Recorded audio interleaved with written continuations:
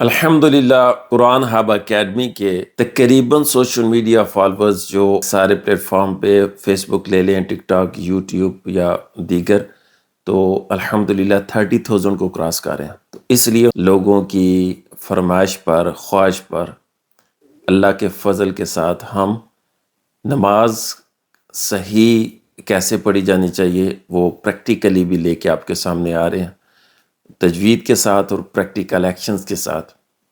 وہ ہم آپ کے سامنے آج یہ پہلا سیشن کریں گے۔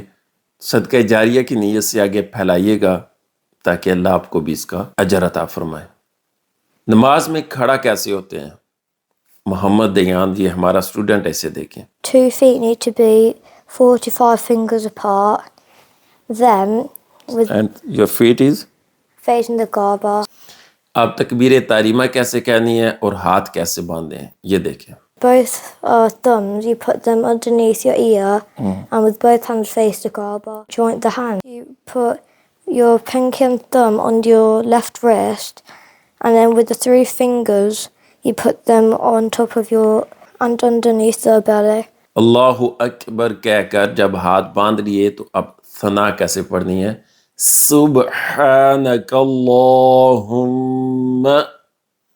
وبحمدک وتبارک اسمک وتعالی جدک ولا الہ غیرک۔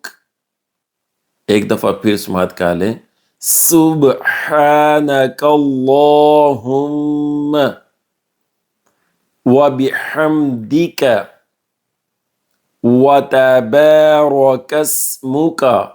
یہاں پہ لوگ کہتے ہیں وتبارک اسمک، نہیں، وتبارک اسمک وتعالی جدک ولا الہ غیرک اعوذ باللہ من الشیطان الرجیم بسم اللہ الرحمن الرحیم۔ یہ ہمارا پہلا سیشن نماز کا، امید ہے کہ آپ اسے فالو کریں گے۔ جب آپ نے سٹارٹ کیا ثنا کو سبحانک اللہم، لوگ کہتے ہیں سبحانک اللہ، نہیں، یہ ہا ہے، ہا نہیں ہے۔